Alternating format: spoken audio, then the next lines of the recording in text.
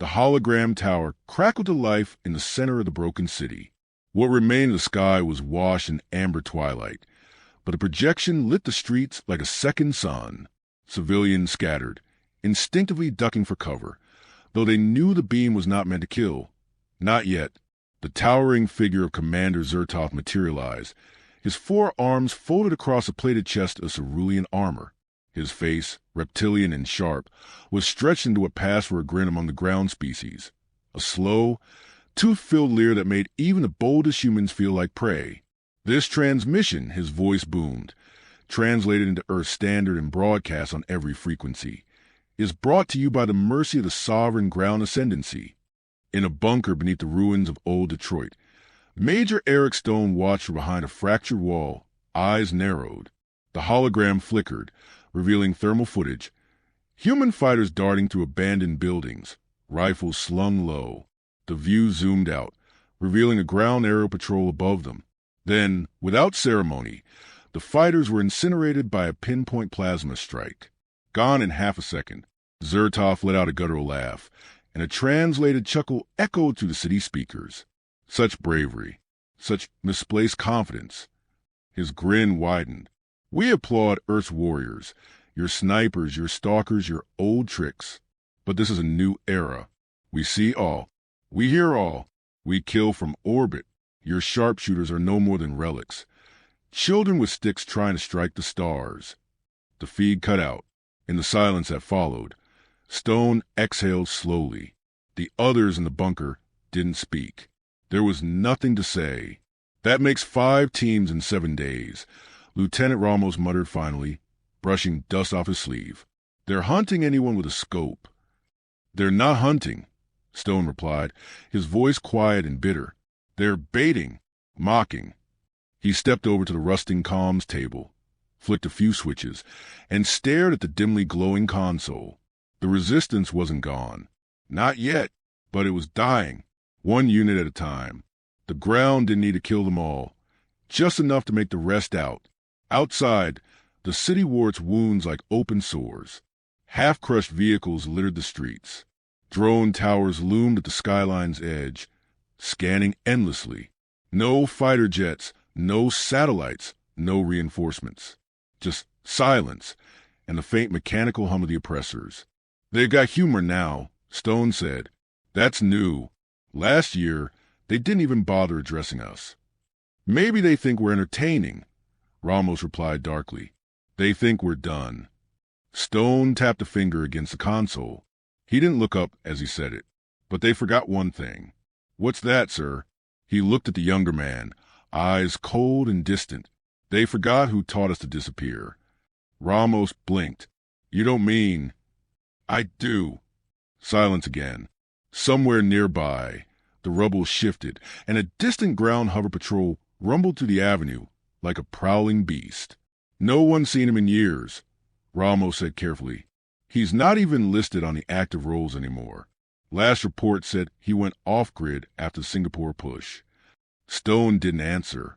They say he... I don't care what they say. He's not a ghost. He's not a myth. I trained beside him. I watched him drop targets from beyond visual range with nothing but a modified longbolt and wind sensors. They called him Ray for a reason. Ramos frowned. Even if he's alive, how will we even reach him? Stone looked at the map projected onto the wall.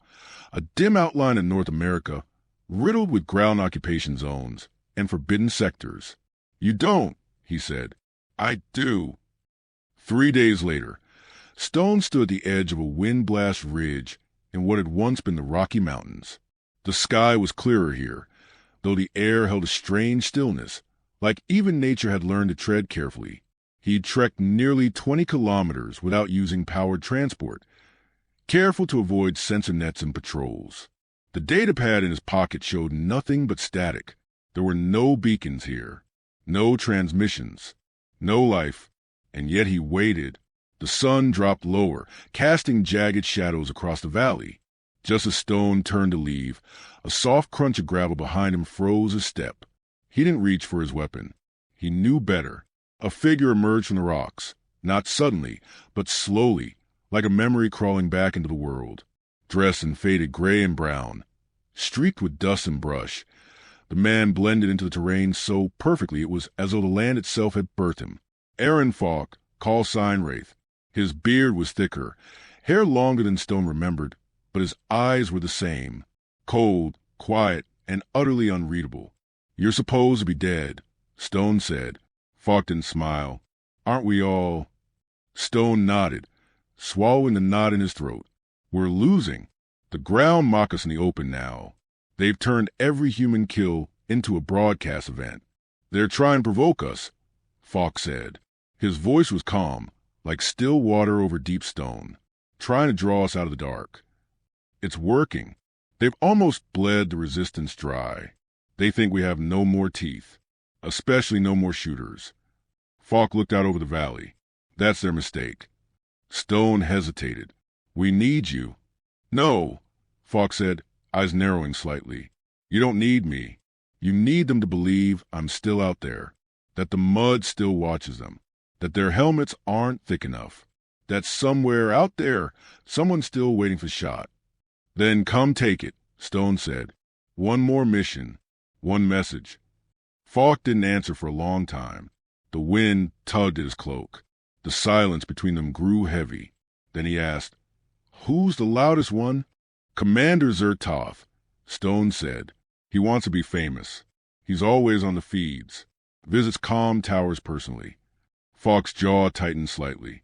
"I've watched their patrols," Stone continued. "They've grown lazy, confident, but still cautious enough to stay airborne. You need to get close to a broadcast zone to take a real shot. Then I'll need time, terrain, and no interference." "You'll have it." Falk looked at him finally. There was no joy in those eyes, no vengeance, just the precision of a man who'd spent his life perfecting one thing, ending it. "I'll need a rifle," he said. "You still have yours, don't you?" "I said I need a rifle," Falk replied. "Not a relic. Something new, quiet, punch heavy." Stone nodded slowly. "I'll get it to you." Falk turned, already fading back into the rocks. "You won't see me again. Not until it's done." Stone watched the terrain swallow him whole. That night, back at the command cell, Stone activated the old black channel, the one buried beneath defense protocol layers and quantum encryption. It hadn't been used in years. The message was brief. No names, just an ID string and one phrase. "The Wraith walks." Ramos leaned against the doorframe, his face pale. "So it's true." Stone didn't turn. "The ground think the war is over. Isn't it?" Stone finally looked up, eyes burning with something fierce. Something dangerous. Not if he's out there. Not if he starts shooting. The screen flickered with static. Then, for the briefest second, an old Earth emblem flashed, a skull wrapped in a sniper's cloak, crosshairs behind it. The cave was shallow, just deep enough to hide from orbit. Above, a surveillance drone passed overhead with a low, mechanical whine.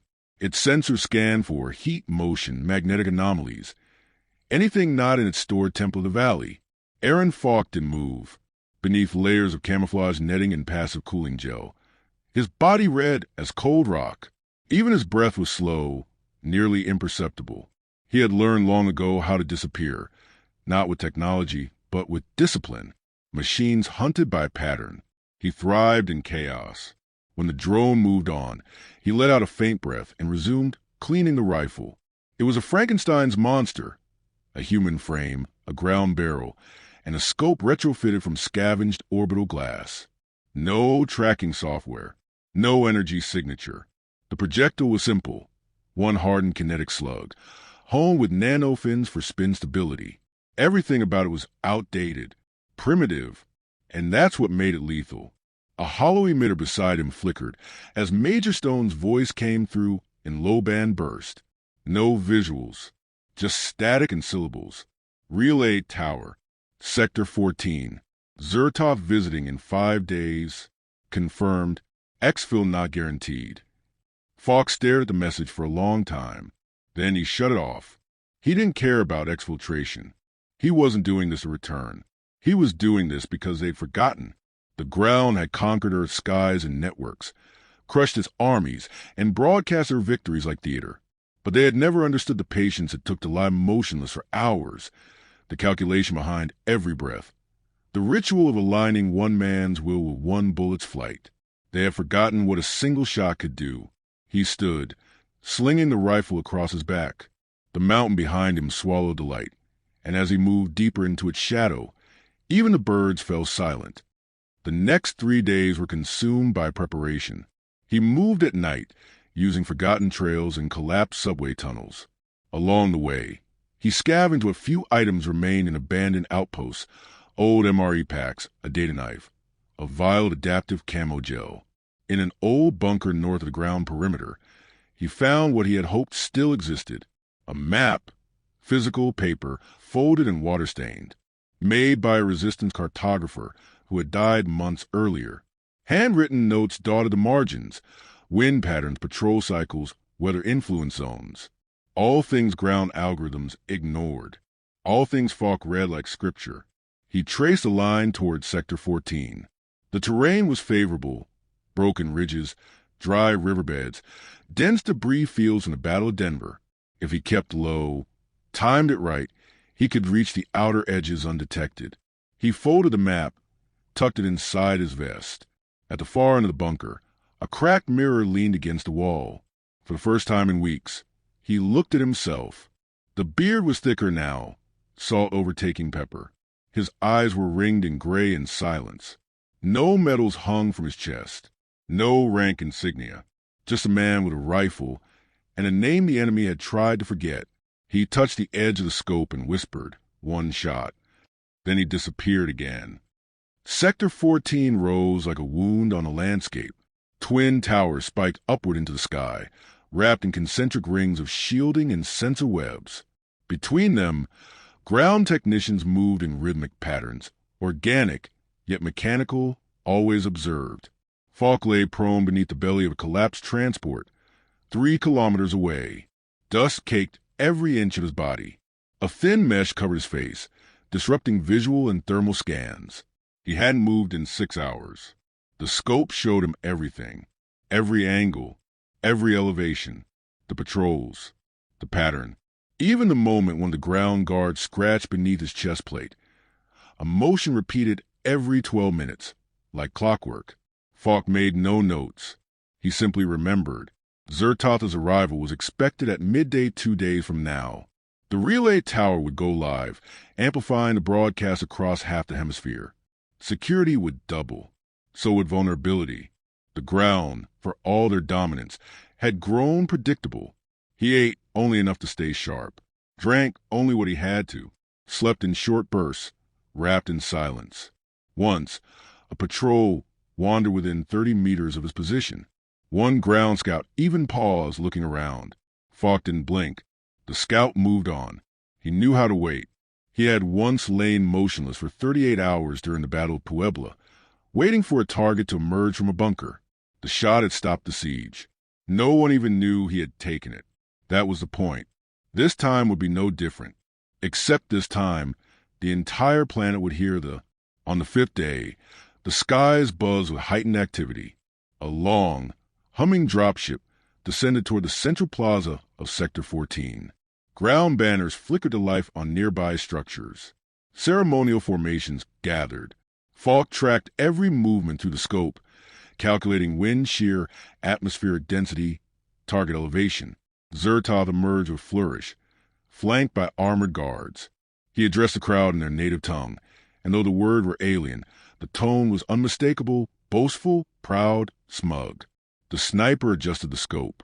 Zertatha moved toward a raised platform, facing a broadcast relay surrounded by hard light shielding. A technician toggled the comms. The relay hummed to life. The commander raised all 4 arms, voice amplified. This day, his voice boomed in multiple languages, marks the final extinguishing of Earth's resistance. Let them hide. Let them bury rifles in the dirt. We bring not war but certainty. The crowd hissed in approval. Through the lens, Falk could see Zertatha's jaw flex as he spoke. He adjusted again, noting the oscillation of the shield's energy field. Every few seconds, it flickered just slightly, a pulsing breath, invisible to the untrained eye. He waited for that breath. His heart rate slowed. Wind, 2.3 east-northeast. Humidity, 38%. Drop, 3.2 centimeters over 1.9 kilometers. He didn't think about Earth, or stone, or the civilians hiding beneath crumbling cities. He thought about the shot. The pulse flickered. He fired. There was no sound, just a gentle recoil. The slug traveled silently through the air, punched through the flickering shield at its weakest point, and struck Zertoth just beneath the lower jaw. The commander's face exploded in a mist of cerulean vapor. The crowd froze, then screamed. Chaos erupted. Soldiers dove for cover. Drones launched skyward, scanning wildly. Alarms blared. The relay shut down mid-broadcast, leaving nothing but static. But Falk was already gone. He had moved the moment the shot fired, slipping backward through the ruins like smoke through fingers. He didn't run. He flowed. Every step pre-calculated, every escape vector prepared. Ground patrols flooded the region. They scanned every ridge, deployed air drones, even used shock pulse grenades across a 10-kilometer radius. They found nothing. No heat, no sound, no trace. Just one bullet hole, one dead commander, and a symbol carved into the wall of the northern ridge. A skull beneath a scope. Beneath it, in jagged lettering scorched by heat, at the edge of an old world, deep beneath an abandoned rail tunnel, Stone read the report with trembling fingers. The feed from Sector 14 closed the terminal. He never left. Outside, in the ash-blown wind, the silence felt different. The kind of silence that comes after the first domino falls. The kind of silence that waits for a second shot. Searchlights burned through the night, sweeping over shattered buildings and cratered roads. Ground soldiers marched in double patrols, their armor humming with detection grids. Drones swarmed the skies in endless rotations, mapping and remapping the landscape in overlapping passes. Every heat signature, every motion, every glint of metal was logged and flagged. And still, they found nothing. Commander Zertotha's death had shattered more than a skull. It cracked the illusion of absolute control the ground had so carefully cultivated. For the first time in nearly a year, Earth's resistance hadn't just survived a blow. They'd struck one. But the worst part, the part the alien command couldn't rationalize, was the silence. No claim, no broadcast, no victory signal. Just a body, a bullet, and a crude symbol etched into stone. Some believed it was a fluke. Others suspected a rogue orbital malfunction or a traitor within. But the whispers, even among the ground themselves, grew louder. They called him the Mud Ghost, the one who shoots without being seen. The Wraith, Commander Yarlik, Zertotha's successor, didn't believe in ghosts. He believed in patterns. He believed in logic. And his logic told him that the humans had deployed something different, something they hadn't seen before. Not a soldier, not a drone, something more primal. A killer. He issued new protocols. Every human in Sector 14 was to be interrogated. Every ruin scanned to bedrock. Satellite eyes were redirected, orbital lasers placed on immediate standby. And a special unit, the Nightclaws, was deployed from orbit to sweep the outer perimeter. Falk watched them from the edge of a burned-out ridge, motionless in his hide. He'd been tracking their patterns for 2 days. The Nightclaws were better than the usual patrols. Quieter, faster, disciplined. But not perfect. Their confidence still made them predictable. One of them urinated behind a broken wall each night at the same time. Tonight, Falk waited for it. At 2:17, the alien rounded the corner. Tall, armored, relaxed. Falk slipped from the shadow behind him, blade already moving. No sound, no scream, just the brief stutter breath, and then nothing. He left the body draped over a rebar spike and pressed the symbol into its chest plate with the heated barrel of his pistol. Same skull, same scope. By morning, the entire unit was in retreat. They didn't send another Nightclaw patrol into the canyon again. The humans never claimed to kill. Falk didn't need credit. He needed fear, because fear was a weapon, too. Major Stone watched the encrypted feeds from an underground relay bunker beneath the Appalachians. The alien chatter was frantic now. Fractured codes, emergency reroutes, entire sectors blacked out for containment. The Resistance hadn't done a thing since the Zertoth hit. Falk had done it all. He's escalating, Ramos said, reviewing reports. They're seeing his shadow in every corner. Some of them think Earth has built cloaking armor. Others think he's a genetically engineered hunter. Stone didn't respond. He was watching one particular transmission. Alien soldiers clustered in the bunker, voices trembling as they described finding two of their own impaled to the ceiling of shuttle port. A third had been left alive, blindfolded, breathing, tied to a chair.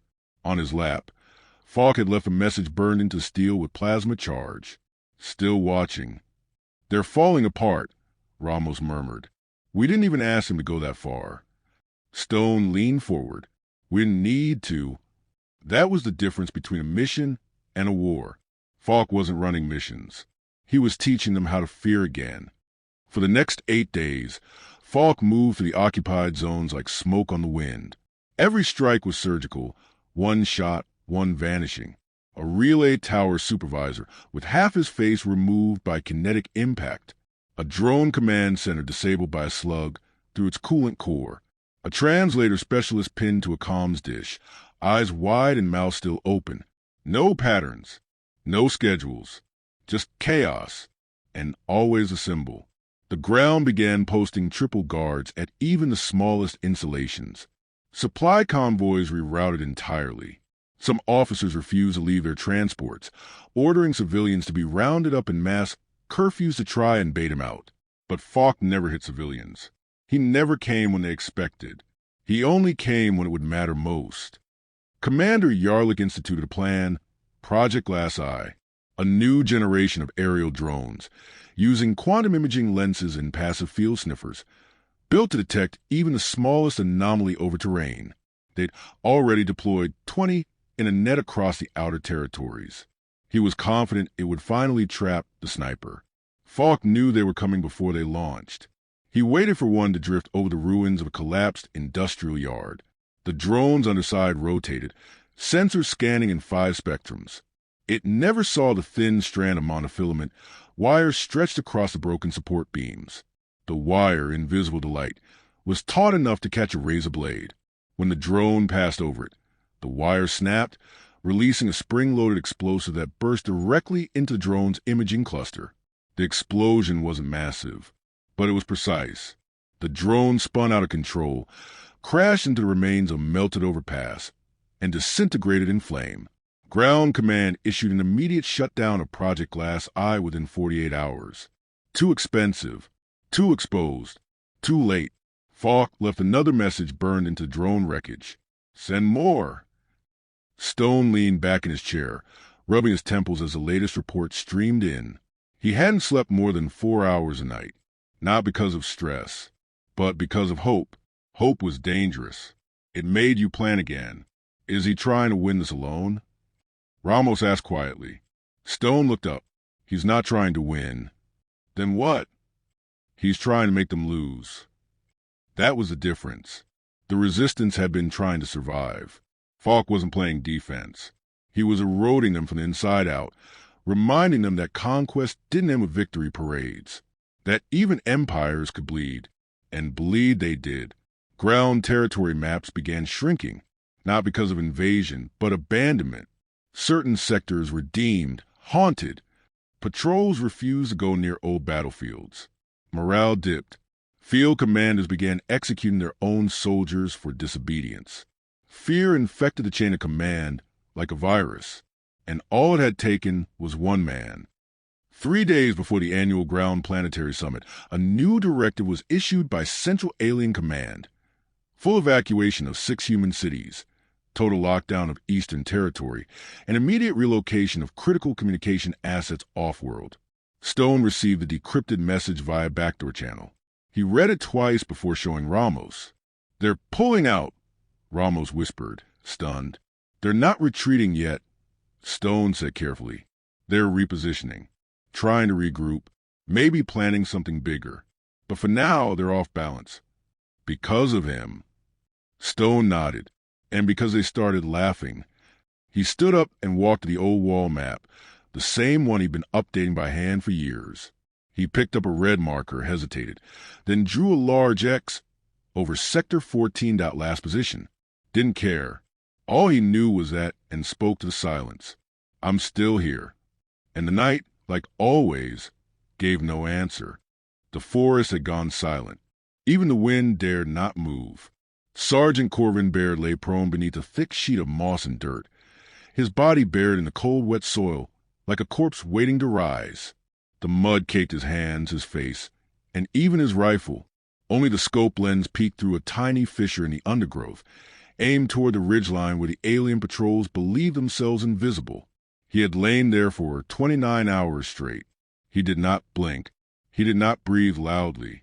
He was death on pause.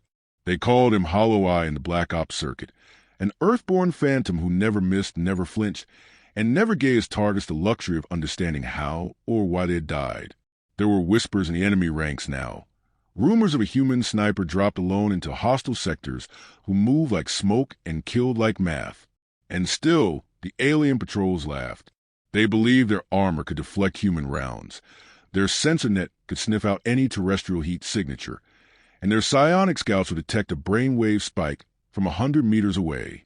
What they didn't understand, what they couldn't wrap their regal mind around, was that Baird didn't operate like other humans.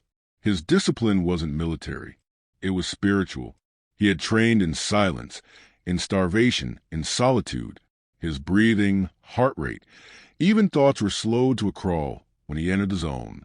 That's why their sensors saw nothing. That's why their minds picked up silence. To them, he was already dead. Through a scope, Baird studied the alien fire team moving through the deforested gap near the drop zone. There were 5 of them, each adorned in iridescent armor plates and wrapped in neural mesh that shimmered against the dusk light. They strutted rather than marched. Confident, cocky, loud with banter and contempt. Their rifles were slung lazily, their posture that of apex predators unchallenged in their domain. One of them kicked over a charred helmet left from an earlier skirmish. It tumbled and rolled like a severed skull. "Primitive humans," he muttered in his native tongue, unaware that Baird's helmet picked up and translated the alien dialects. "We call them like pests. It's not war, it's cleanup." Another laughed, exposing a row of mandible teeth that clicked in amusement. "The sniper they sent, he's no ghost. We're the gods here. They just haven't realized it yet." Baird's finger brushed the trigger. He didn't take the shot. Not yet.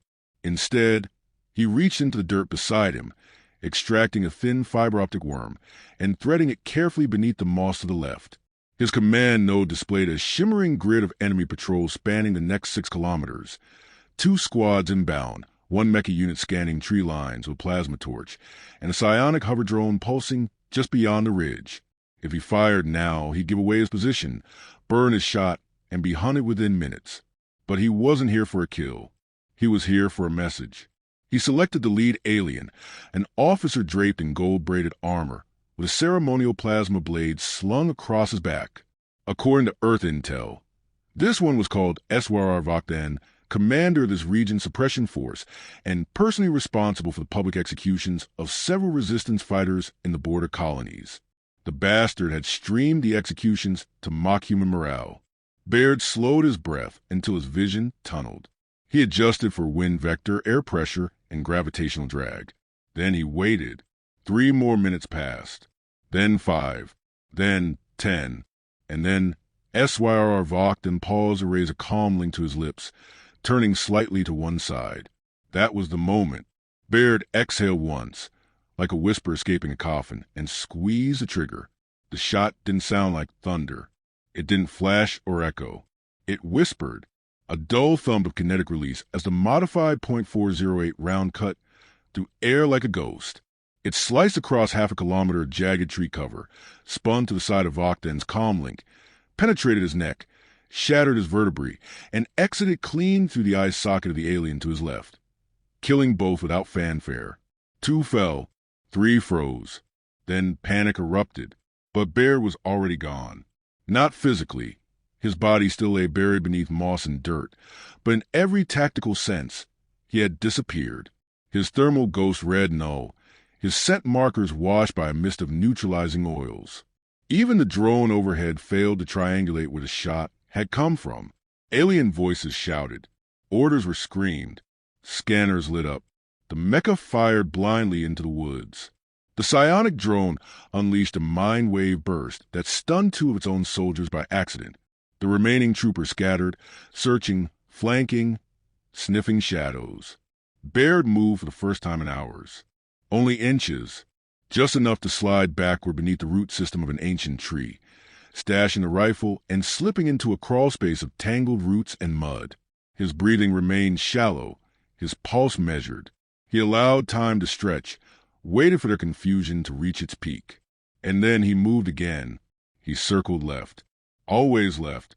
A spiraling loop that brought him behind the patrols by the time they thought they had him pinned ahead. He passed beneath a ridge, through a cavern, up an outcrop, until he could see the entire operation from above like a god looking down at insects. The aliens regrouped around Voktan's corpse. Baird watched through binoculars as their morale fractured. The surviving soldiers looked spooked, eyes wide, weapons tight. Their commander was dead. Their armor hadn't protected them. Their senses had failed. The sniper hadn't just killed a target. He'd shattered an illusion. Back at her command, Baird's neural feed streamed a slow, clear pulse. Objective confirmed. Target neutralized. Enemy patrol disrupted. But Baird wasn't done. He adjusted his scope toward the hover drone and calculated its next orbit. One more shot. This time, he loaded a micropulse round, specially designed to emit an EMP surge upon impact. He tracked the drone's swing, breathed, and fired. The drone exploded midair, frying half the comms network with it. That was enough. Baird began the slow withdrawal.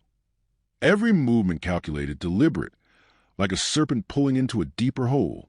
He wouldn't exfil until nightfall. By then, the alien patrols would be firing at shadows, retreating to higher ground, radioing for reinforcements that wouldn't come fast enough. And the rest of the galaxy? They would hear what happened. They would hear how the aliens had laughed, and how one man, hidden in the mud, had made them bleed.